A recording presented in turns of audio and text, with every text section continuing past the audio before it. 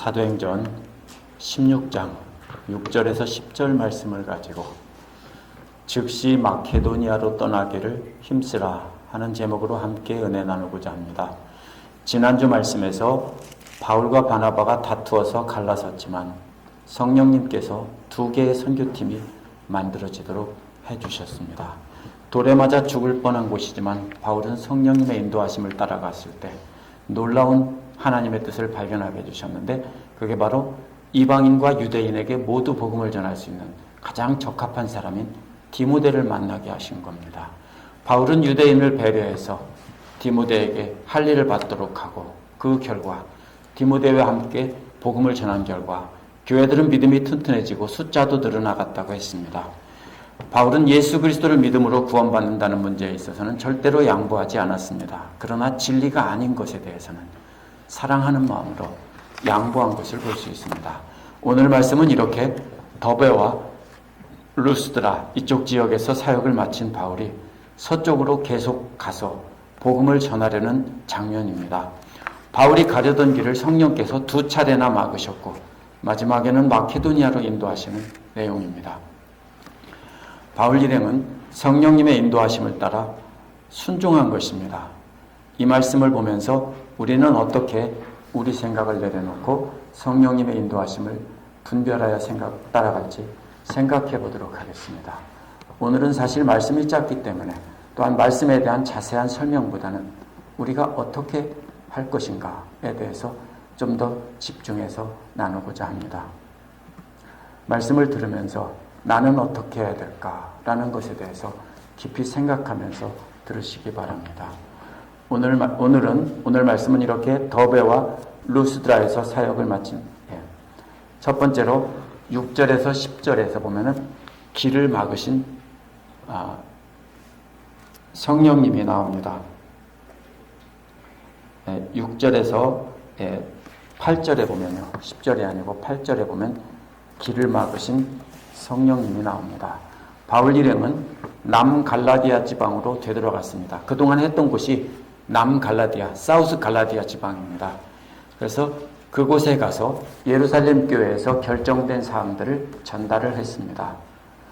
바울이 어떻게 했습니까? 처음에 그곳에 교회를 세우고 전도하고 교회를 세우고 돌에 맞아 죽을 뻔해서 떠나갔다가 다시 되돌아가서 교회를 튼튼히 하고 그 다음에 또다시 예루살렘 회의에 참석해서 그 결과를 가지고 다시 또 그들에게 전한 것입니다. 그래서 거기서 임무를 마쳤습니다. 마친 다음에 이번에 바울은 비아 세바스테라는 길을 통해서 서쪽으로 나아가서 소아시아의 수도인 에베소에 가서 복음을 전하려고 했습니다. 파워포인트를 넘겨주시기 바랍니다. 계속 넘겨보시기 바랍니다. 여기에 보면 지도가 있는데요. 바울이 있던 곳에서 지금 갈 수 있는 곳은 계속 넘겨보시면은 계속 화살표를 눌러보시기 바랍니다. 예, 됐습니다. 거기까지 보십시오. 지금 바울이 노란색으로 가려고 했습니다. 그게 비아 세바스테라는 로만 하이웨이입니다. 그 길을 따라서 가려고 했습니다. 그게 당연한 선택입니다. 왜냐하면 누가 봐도 바울의 선교 전략에 맞는 것입니다. 바울은 항상 각 지역의 중심 도시에 가서 복음을 전하고 그 주변에 자연스럽게 퍼지도록 하는 전략을 썼습니다. 그래서 가장 합리적인 선택은 에베소로 가는 것입니다. 당시에 에베소만큼 크고 중요한 곳은 아무데도 없습니다. 6절에서 부르기아와 갈라디아 지방이라고 했는데 오해하기 쉽습니다. 부르기아는 프리지아라고 하는 지방은 갈라디아 지방에 속한 지역이기 때문입니다. 갈라디아 지방에 속한 부르기아를 가로질러 갔다는 뜻입니다. 성령께서 아시아에서 말씀을 전하지 못하게 막으셨기 때문입니다. 아시아란 에베소를 중심으로 이 터키 해안에 있던 지역을 아시아라고 불렀고요. 오늘날 아시아 대륙을 말하는 것이 아닙니다. 바울은 아시아의 수도인 에베소에 가서 복음을 전하려고 했지만 성령님께서 막으셨기 때문에 그 다음의 선택은 빨간색으로 난 북쪽으로 가는 길밖에 없습니다. 되돌아가든지 길은 그거밖에 없습니다. 그래서 그 다음에 바울은 북쪽으로 향한 것입니다.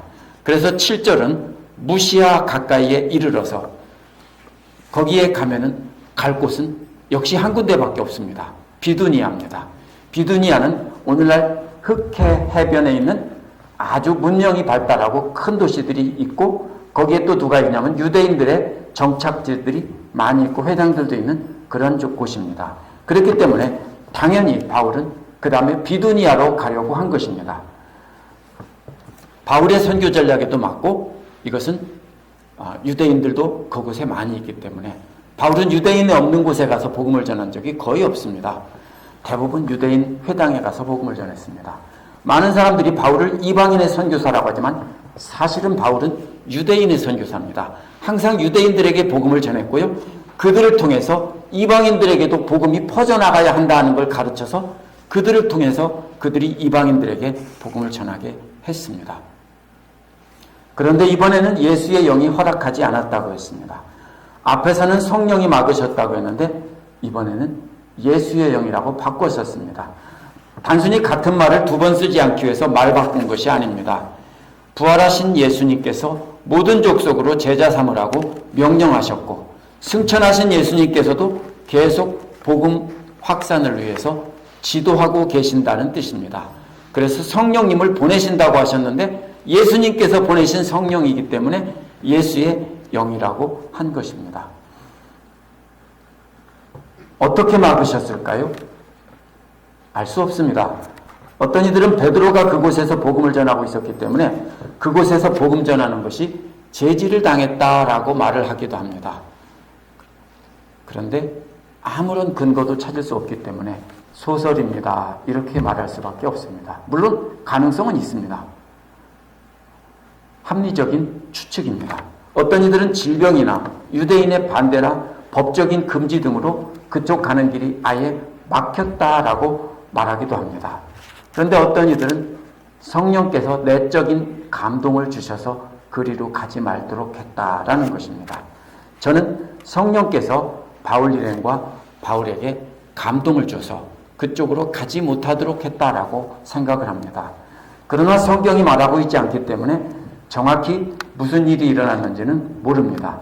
분명한 것은 남서쪽으로 가는 길이 막혔기 때문에 북서쪽으로 가려고 했는데 그 길도 막혔다는 겁니다.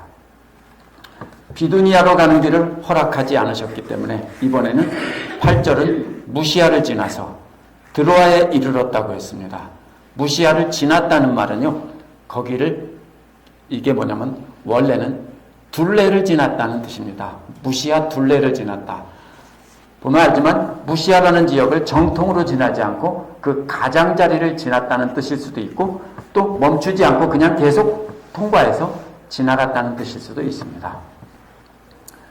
사실 그곳에도 도시가 있고 사람들이 모여 사는데 바울은 그냥 지나갔습니다. 바울이 항상 그랬습니다.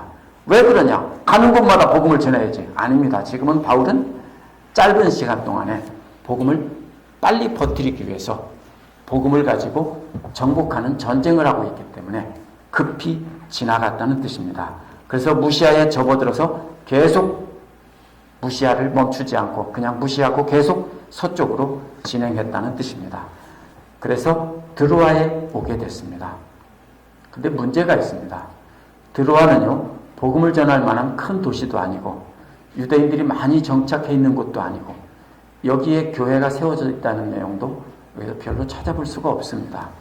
여기는 더군다나 더 이상 갈 곳도 없는 막다른 골목입니다. 어쩌란 말이에요? 어째서 이런 곳으로 인도하셨나요? 이런 생각이 드는 곳입니다. 갈 곳도 없는 곳으로 이제는 끝까지 다 왔습니다. 이제는 어떡하라고? 이것이 두 차례 막으신 결과입니다. 9절에서 10절은 길을 안내하시는 성령님의 모습이 나옵니다. 이렇게 두 차례나 인간의 계획을 막으셔서 다른 곳으로 가게 하신 성령께서는 이번엔 하나님께서 직접 인도하셨습니다. 막으시는 것도 인도하시는 겁니다. 두 차례를 막으셨습니다. 그러나 이쪽으로 오라는 것도 역시 인도하는 것입니다. 그러면 성령께서는 3번이나 길을 인도하셨다는 뜻입니다. 이번에는 바울에게 밤에 환상을 보여주셔서 길을 인도하셨습니다. 그 환상은 마케도니아 사람 하나가 서서 간청하여 말하기를 마케도니아로 건너와서 우리를 도우라는 것입니다. 윌리엄 버클레이는 이 사람이 알렉산더 대왕이라고 합니다. 왜 그러냐면 알렉산더 대왕은 동양과 서양을 그리스 문화로 하나로 뭉쳐서 전 세계를 하나로 만들려고 했던 사람이고, 또 성령께서, 예수께서는 복음으로 동양과 서양 온 세계를 하나로 묶으려고 했던 사람이기 때문에 서로 맞는다. 참 멋진 설명이지만, 그럴듯하지만 역시 우리가 그것에 현혹되면 안 됩니다. 물론 그럴 수 있지만 절대로 그렇다라고 말할 수는 없습니다. 어떤 이는 마케도니아 사람인 누가라고 말하기도 합니다. 아마 누가가 마케도니아 사람이었나 봅니다. 누군지 모릅니다. 그럼 그것을 성경에 나와 있지 않은 것을 밝히려고 애를 쓰면 안 됩니다. 중요한 것은 무엇입니까? 인간의 계획을 막으시고 하나님께서 하나님의 길로 인도하셨다는 것입니다. 중요한 것은 잠언 16장 9절처럼 사람이 마음으로 자기의 길을 계획할지라도 그 길을 인도하시는 분은 여호와십니다 라는 것입니다. 하나님의 인도하심을 따라 가는 것이 중요한 것이지 환상에 나타나는 사람이 누구냐 밝히는 것은 중요한 것이 아닙니다. 원래 바울은 에게해 연안에 있는 가장 큰 도시였던 에베소에 교회를 세우려고 했습니다. 그것이 가장 합리적이고 타당한 선택입니다. 계속 눌러보시면은 그 다음에 바울이 어디로 갔는지 알 수 있습니다. 이 마케도니아라고 하는 것은 지금 화살표로 건너간 그 지역에서부터 그리스 북쪽 전체가 마케도니아고 알렉산더의 고향입니다. 남쪽은 아가야라고 부르는데요. 고린도와 이 아테네 쪽을 아가야라고 부릅니다. 여기는 문명이 발달한 곳이고 마케도니아는 아주 야만인들이 사는 곳이라고 이렇게 불렀던 그런 곳입니다. 우리나라로 말하면 북한과 남한에 해당된다고 볼 수 있습니다. 그리스도도 반도로 되어 있는데 그리스도 북쪽은 마케도니아고 남쪽은 아가야입니다. 그래서 마케도니아로 건너가라고 한 것입니다. 그런데 성령께서는 바울의 전략을 좌절시킨 것이 아니라 효율성을 증대시키려고 막은 것입니다. 그쪽 먼저 가지 말고 지금 당장 이쪽으로 먼저 가야 한다는 것입니다. 그래서 바울은 마케도니아로 가서 고린도로 갔다가 계속 눌러보시면 나옵니다. 거기 아테네, 배를 타고 더 내려가서 거기가 아테네고요. 그 다음에 한 번 더 누르면 거기가 고린도입니다. 거기까지 바울은 갔습니다. 그러므로 그 다음에 여기서 고린도에서 사역을 마친 뒤에 바울은 보시다시피 배를 타고 어디로 건너갔습니까? 에베소로 다시 나중에 건너갔습니다. 그러므로 에베소 사역을 접은 것이 아니라 에베소 사역이 굉장히 중요한데요. 그런데 지금은 데살로니가, 빌립보 이쪽을 거쳐서 그 다음에 고린도까지 이 지역의 복음 전파가 더 시급하다라는 것입니다. 그래서 바울은 막은 것입니다. 그리고 순서를 바꿔주신 겁니다. 어째서 성령께서는 에베소 선교를 뒤로 미루고 마케도니아로 가라고 하셨을까요? 이거 가지고 고민을 아무리 해봐도 알 길이 없습니다. 나중에 천국에 가서 바울에게 물어봐야 합니다. 그런데 금요일날 식사를 하면서 제 아내에게 그냥 말을 했더니 제 아내가 툭 던집니다. 뭐라고 하냐면 브리스길라와 아굴라 때문이 아닐까. 그냥 툭 던집니다. 18장에 보면요. 바울은 마케도니아 남쪽으로 내려가서 고린도까지 갔습니다. 거기에서 브리스길라와 아굴라 부부를 만났습니다. 브리스길라와 아굴라는 로마에 살던 유대인입니다. 그런데 클라우디우스 황제의 유대인 추방령 때문에 쫓겨나서 로마에서 배를 타고 건너와서 고린도로 왔습니다.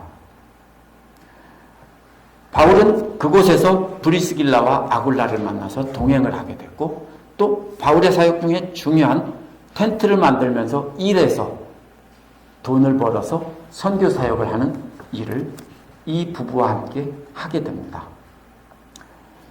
이들 부부는 어떤 사람이라고 말합니까? 로마서 16장 4절에 보면 평생 바울의 선교를 도왔는데 그 일에 목을 내놓은 사람들이라고 소개를 합니다.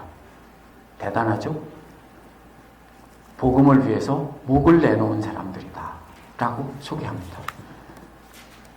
바울은 이들 부부를 만나서 보니까 함께 에베소로 건너갑니다. 어쩌면 브리스길라와 아굴라 부부를 만나게 하려고 아시아에서 길을 막고 빨리 가서 그쪽으로 가도록 하셨는지도 모릅니다.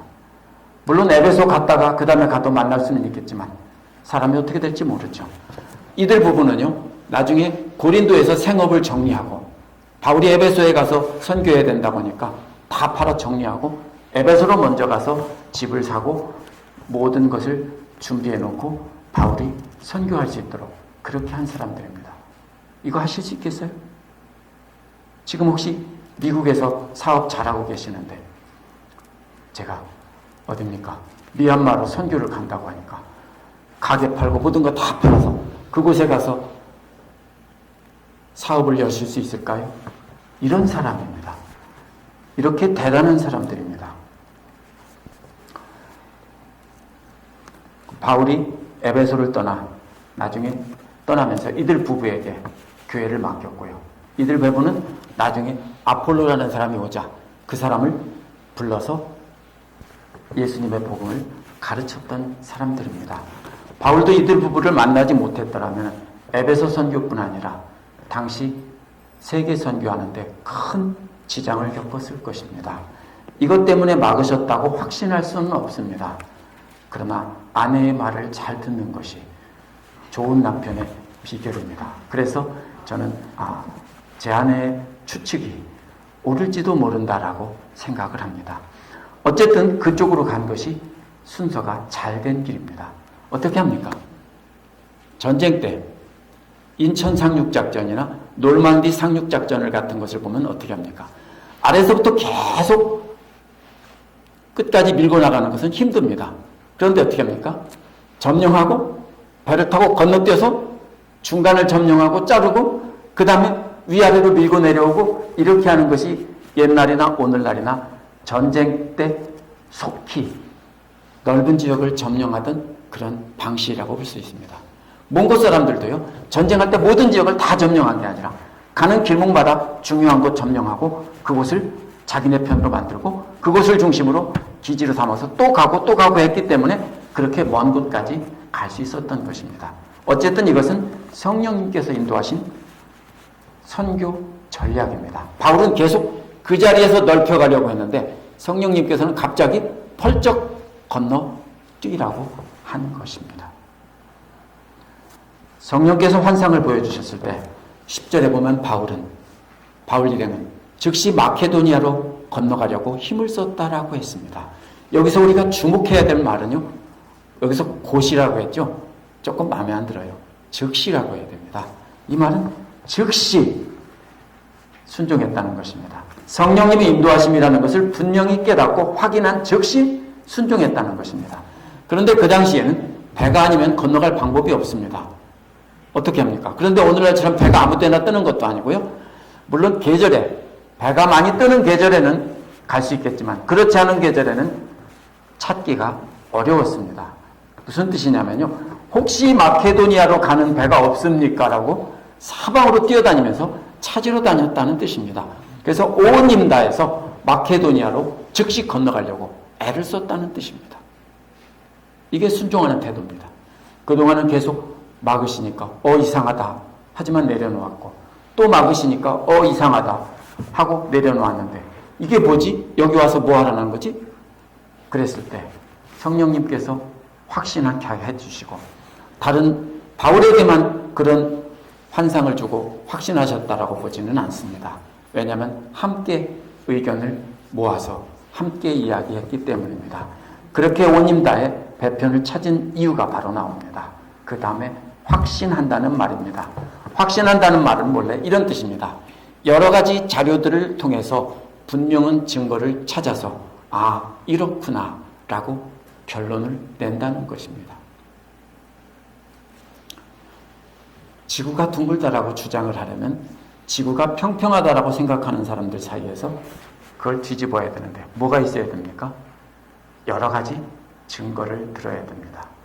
만약에 평평하면 배가 아무리 멀어도 작게라도 멀리서 보여야 된다. 근데 안 보이던 배가 갑자기 조금씩 보이기 시작하고 보인다. 이런 식으로 증거를 들겠죠. 뭐 해가 뭐 넘어간다. 뭐 이렇게 들 수 있겠죠. 여러 가지로 하여튼 이 말은요. 이것저것 여러 가지 증거를 다 합쳐서 보고 함께 토론해 보니까 이게 옳다라는 겁니다. 무슨 말이에요? 하나님의 뜻이 분명하다고 바울뿐 아니라 실라와 디모데가 모두 합의했다는 뜻입니다. 절대로 바울 혼자 결정한 것이 아닙니다. 성령께서 이 사람들에게 감동을 주셔서 바울과 실라와 디모데 모두가 다 마케도니아로 건너가서 복음 전하는 것이 성령님의 뜻이다라는 것을 함께 의논하여 결론을 내렸다는 것입니다. 이렇게 해서 이제 고립된 지역입니다. 사실은 그 당시에는 유럽, 아시아 구분이 되어 있지 않았어요. 오늘날 사람들이 나누는 거고 옛날 사람들은 바다로 끊겨져 있는 육지로 돌아가려면 멀리 돌아가야 하는 그런 지역일 뿐입니다. 그런데 그곳에 가서 갑자기 생각지도 않게 건너뛰는 일을 하게 되는 것은 성령님의 역사입니다. 바울은 항상 한 지역의 중심 수도에 가서 복음을 전했습니다. 주로. 그 중에서도 유대인의 회당이 있는 곳이 우선순위입니다. 그래서 바울 도시와 도시사회라고 번역된 미국 학자가 쓴 책이 있습니다. 어번 크리스찬니티라는 책이 있습니다. 그 책에 보면은 자세히 나오는 것이 바울이 어떻게 대도시를 중심으로 선교를 했는가 하는 것이 자세히 나옵니다. 바울은 절대로 모든 지역을 선교하려고 하지 않았습니다. 중심 도시에 전하면서 그 도시의 유대인의 회당, 거기에다 초점을 맞췄습니다. 항상. 그래서 어떻게 합니까? 성경에 보면 유대인의 회당을 찾았고 없으면 어떻게 해요?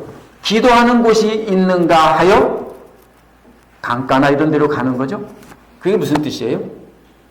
유대인들은 이방 지역에 살 때는 어디입니까? 강가에 가서 씻을 수 있다라고 생각했기 때문에 정결하게 할 수 있다라고 생각했기 때문에 강가에 가서 기도를 했어요. 회당이 없으면.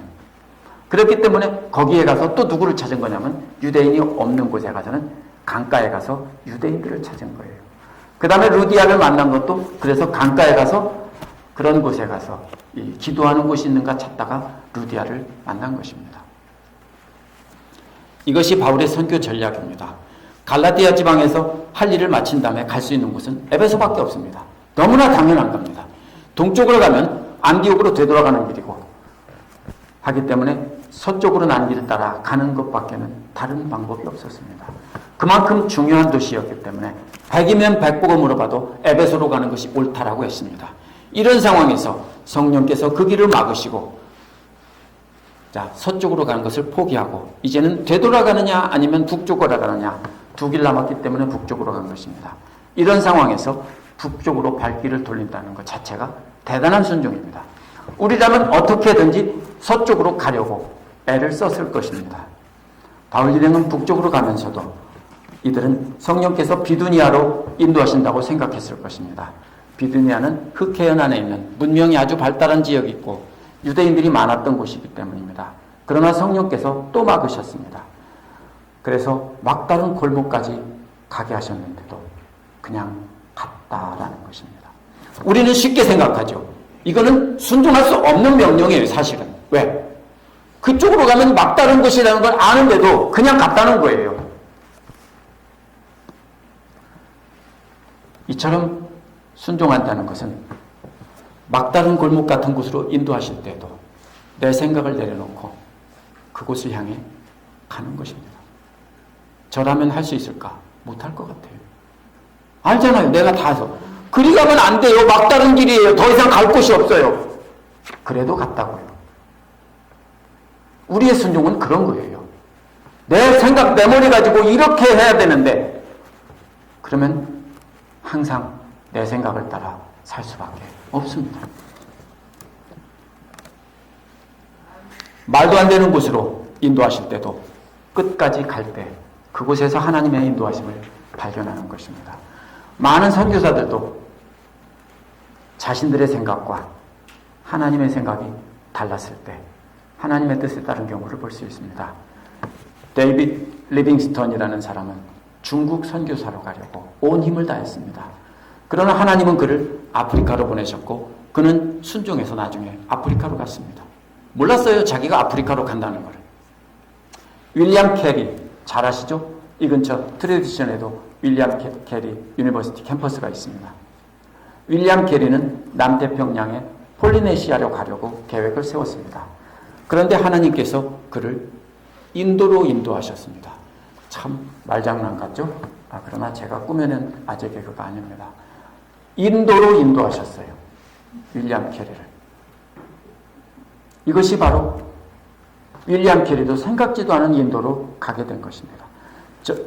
아도니람 저스르스는 남침예회 최초의 해외 선교사인데요. 인도로 갔지만 성령님에 이끌려서 미얀마, 옛날 버마로 갔습니다. 거기서 선교를 했습니다. 이런 선교사님들만 하나님의 인도하심을 따르는 것이 아닙니다. NIV 적용주석을 쓴 아지스 페르난도라는 사람은 스리랑카 사람입니다. 이 사람이 이 부분의 주석을 쓰면서 자기 얘기를 소상히 써놔서 소개를 합니다. 그는 스리랑카의 YFC 청소년 사역입니다. YFC에서 일하기 위해서 미국으로 공부하러 왔습니다. 공부를 마치면 스리랑카로 돌아가서 YFC에서 청소년 사역을 하려고 했습니다.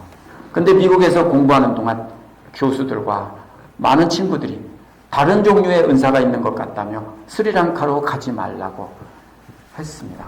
미국에서 교수가 될 길도 열려 있었기에 다른 교수들과 친구들 말이 하나님의 인도하시는 것처럼 보였다라고 합니다. 제가 아는 친구들이 조금 있습니다. 아프리카나 스리랑카, 인도 이런 데서 온 사람들 공부를 마치면 돌아가는 사람이 별로 없습니다. 그냥 미국에서 사역을 합니다. 그런데 그는 그때 미국에 머물지 않고 고국에 편지를 써서 조언을 받을 수 있는 사람들에게 문의했다고 합니다. 그때 마침 스리랑카의 YFC 지도자인 샘 셰라드에게 편지를 받았습니다. 그는 YFC의 다른 자리로 이동할 계획이니까 당신이 와서 내 자리를 대신해 주지 않겠습니까? 라고 했습니다. 그래서 아지스는 이 편지를 받고 이것이 하나님의 인도하심이라고 갑자기 느꼈습니다. 그러나 그는 그대로 결정하지 않고 자신의 교수 중에 한 사람인 J.T. 쉐만드에게 보여주었고 그가 동의하는 것을 보고 하나님의 뜻이 맞다라고 확인하고 그는 스리랑카로 돌아갔습니다. 제가 제 얘기는 안 하려고 하지만 제 얘기하는 것을 용서하시기 바랍니다.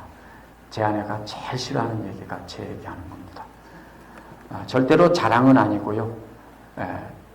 저도 그런 경험을 했기 때문에 함께 나누면서 우리 성도님들은 어떻게 하면 하나님의 인도하심을 따라갈까 하는 것을 생각해 보시라고 말씀을 드리는 겁니다. 제가 2004년 미국으로 유학 왔을 때 공부만 마치면 한국에 돌아가서 작은 교회에서 목회하면서 신학대학에서 강의하겠다고 하는 꿈을 꿨습니다. 그게 제 본래 꿈입니다. 주변 사람들은 영주권 받고 미국에 정착할 길을 찾아야 된다고 조언을 했지만 저는 항상 막말을 했습니다. 영주권이 아니라 시민권조도 싫다라고 하면서 단호하게 저는 집에 돌아간다고, 고향에 간다고 했습니다. 그랬다면 아마 일찍부터 그렇게 했다면 예슬이가 약대 졸업하고 대학원 졸업하고 미국에서 취업 못할 때 그런 어려움은 겪지 않았을 것입니다. 저는 끝까지 그렇게 생각했습니다. 우리 교회가 좋고 나쁘고 미국이 좋고 나쁘고 이런 문제가 아닙니다. 제가 비전을 가지고 있었기 때문에 그 비전이 옳다라고 생각했기 때문에 너무나 확고했습니다. 공부하는 목적이 뭐냐? 한국에 돌아가서 이곳에는 다 교회를 다니는데 한국에는 교회를 안 다니는 사람이 많기 때문에 그곳에 가서 복음을 전해야 된다는 확신을 가졌습니다. 공부를 마칠 때까지도요. 저는 이곳에 정착할 꿈을 한 번도 꾼 적이 없습니다. 그때도 저는 에베소가 옳다라고 확신을 했습니다. 신념이 있었습니다. 그러다가 2010년 2월 말에 갑자기 최성광 목사님한테 전화를 받았습니다. 단번에 거절하려고 했는데 제 아내가 역시 그럽니다. 제 아내 말 참 잘 듣는 사람입니다. 우리가 찾지도 않았는데 길을 열어주셨다면 하나님 뜻일지도 모른다라고 제 아내가 말을 했습니다. 저는 이런 지하에 거절하려고 했는데 제 아내 말을 듣고 그러면 함께 기도해보자. 그 열흘 동안 기도하면서 생각했습니다. 정말로 끙끙 앓면서 고민했습니다. 제가 그렇게 심각하게 고민해 본 적이 한 번도 없습니다. 너무나 답답해서 캠퍼스 안을 산책하다가 같은 교회에 다니는 신학교 교수님인 닥터 탈보트를 만났습니다. 함께 기도해 달라고 이런 고민이 있다라고 이야기를 하자 그 교수님은 자기 집 앞에서 잔디밭에 물 주다가 Are you comfortable? 하고 물었습니다. 집에 돌아와서 가만히 생각해 보니까 전보다 훨씬 마음이 편안해져 있었습니다. 그러다가 제가 한국에서 신학대학원 다닐 때 기도했던 것이 생각났습니다. 이렇게 기도했습니다. 하나님, 제가 만약 목회를 한다면 저는 신학대학원 다니면서도 목회는 안 한다고 했거든요. 10년 동안 저를 내버려 두세요. 교사로 제가 그렇게 오랫동안 있던 제가 신학대학원 마쳤다고 어떻게 당장 목회합니까? 하나님, 저 10년만 내버려 두세요. 이렇게 기도했습니다. 저 10년 동안 열심히 공부에 집중하겠습니다. 그 다음에 하라고 하시면 하겠습니다. 이렇게 기도를 했습니다. 제가 신학대학원 입학한 해가 2000년 3월입니다. 그런데 최성광 목사님한테 연락을 받은 때가 따져보니까 2010년 2월 말입니다. 생각해보니까 까맣게 잃어버렸는데 10년이 딱 맞습니다. 그래서 하나님의 뜻이라고 결정하지 않고 막내 동생 안진선 목사에게 함께 나누면서 이렇게 하려고 한다고 하죠. 막내 동생도 이렇게 찬성을 해 주었습니다. 그래서 제가 이 교회에 청빙에 응했습니다. 절대로 제가 잘났다는 뜻이나 제가 이 교회가 성이 안 찬다는 뜻이나 미국이 나쁘다는 이런 뜻이 아닙니다. 저는 항상 꿈꾸기를 한국에 돌아가서 목회를 하면서 강의도 하면서 전도도 하면서 한국의 수많은 사람들이 예수를 안 믿기 때문에 그곳에서 그렇게 복음을 위해서 살겠다라고 했습니다. 아지스의 경우나 제 경우나 오늘 말씀의 바울의 순종이나 조금씩 다릅니다. 그렇지만 공통점이 있습니다. 모두가 다 명백하고 분명하게 정해져 있었다는 사실입니다. 이거 잘 생각하셔야 됩니다. 모두가 명백하고 분명하게 갈 길이 정해져 있었다라고 해요. 혹시 그렇게 정해져 있는 길을 그 길이 옳다고 계속 그대로 가면서 하나님께서 함께 하셨다고 하지 않으세요? 그게 공통점이에요. 모두가 당연히 갈 길로 최선의 선택의 길로 그렇게 보였습니다. 누구에게 물어봐도 결과는 똑같았을 것입니다. 그러나 하나님께서 막으시고 다른 길을 열어주셨을 때 그게 막다른 골목 같아요. 그런데도 간 겁니다. 아지스도 저도 바울도 혼자 결정하지 않고 다른 사람과 의견을 나누어서 하나님의 뜻인 것이 확인이 됐을 때 순종했습니다. 제가 그래서 오늘 말씀 마지막에 있는 그 단어를 제가 자세히 설명해 드린 겁니다. 혼자서 한 게 아니고 함께 확인한 후에 함께 회의해서 결정했다라는 것입니다. 우리의 문제도 역시 하나님의 인도하심에 따르지 않고 내가 계획하고 내 생각에 옳은 길로 가는 것이 문제입니다. 그런데 그것이 항상 다 어떻게 보이냐면요. 최선의 선택으로 보인다는 사실입니다. 그게 당연하다라고 간다는 겁니다. 이러한 것을 야고보가 뭐라고 했냐면요. 4장 13절 14절에서 아무 도시에 가서 장사하여 이익을 보리라고 말하는 사람들에게 책망하고 있습니다. 뭐라고 말합니까? 잠깐 있다가 사라져가는 안개 같은 존재인 우리가 우리의 길을 계획하는 것 자체가 하나님의 자리에 앉는 것이고 교만이다라고 말합니다. 제가 PhD 과정 마치고 한국 가서 사역하겠다고 계획한 것 자체가 돌아보니까 교만입니다. 많은 사람들에게 복음 전하겠다라는 교만입니다. 야고보는 4장 15절에서 주님의 뜻이면 우리는 살기도 하고 이것도 저것도 하리라고 말해야 된다는 것입니다. 그렇다면 우리가 이 시간 우리는 어떤 결정을 앞두고 있습니까? 그동안 어떻게 결정했습니까? 혹시 그렇게 결정하지 않으셨어요? 이 길이 확실해. 하나님의 인도하심이야. 이 길이 내가 보기에도 가장 좋은 길이고 최선의 길이 하면서 그냥 오지 않으셨어요? 자신의 문제를 놓고 한번 생각해 보셔야 됩니다. 교회를 문제 놓고 결정할 때도 마찬가지입니다. 이것이 분명히 옳다 하고 생각하고 그 길로 가지는 않았는지 생각해 봐야 됩니다. 자기 생각대로 일이 잘 이루어지면 하나님의 뜻이라며 만사 형통하고 있다라면서 가고 있지 않은지 생각해 봐야 됩니다. 하나님은 어디로 인도했습니까? 말도 안 되는 막다른 길로 인도했어요. 가는 길마다 다 막았어요. 갈 만한 길은 다 막고 못 갈 길로 가게 했다고요. 믿는 사람이라면 대부분 하나님 말씀도 읽고 기도도 해보았는데 이것이 하나님의 뜻이라고 할 겁니다. 대개 어떻게 합니까? 한번 솔직해 보십시오. 내가 답은 정해놨습니다. 그리고 기도하고 말씀 보다가 그렇다가 내게 맞춥니다. 그렇죠? 내가 계획한 것, 내가 꿈꾸는 것에 하나님의 말씀을 맞춰서 그렇지 하나님 말씀이 또 역시 내 뜻에 찬성해 주시는 거예요. 이렇게 하지 않습니까? 다시 생각해 봐야 됩니다. 다시 한번 생각해 보고 확인해 봐야 됩니다. 내가 가고 싶은 길을 미리 정해놓고 하나님 말씀이나 다른 사람의 말을 들을 때 선택적으로 듣습니다. 반대되는 말을 하면 무시해버리고 내게 듣기 좋은 말을 하면 오케이라고 받아들입니다. 그러면서 내 생각이 옳았다라고 하지 않는지 우리가 생각해 봐야 됩니다. 바울도 아무 생각 없이 에베소나 비두니아로 간다고 한 것이 아니에요. 바울도 기도하고 확신하면서 그 길이 하나님의 뜻이라고 갔던 거예요. 바울은 마음대로 아무렇게나 가는 사람이 아니었어요. 그런데도 바울도 그렇게 2차례나 막았을 때 막다른 길로 갔어요. 성령께서 막으셨다는 것은 갈 수 없다는 뜻이 아니에요. 그러면 얼마나 좋겠어요. 완전히 막으시고 그쪽으로 못 가게 하셨다. 그러면 얼마나 좋겠어요. 성령께서는 그렇게 하지 않으세요. 우리는 로봇가 아니에요. 길은 열어져 있어요. 하지만 성령께서 감동을 주셔서 가지 못하도록 하시는 거예요. 근데 왜 못 들어요? 우리가 말씀에 민감하지 않고 하나님의 뜻에 민감하지 않으면 우리는 하나님의 음성을 못 듣는 거예요.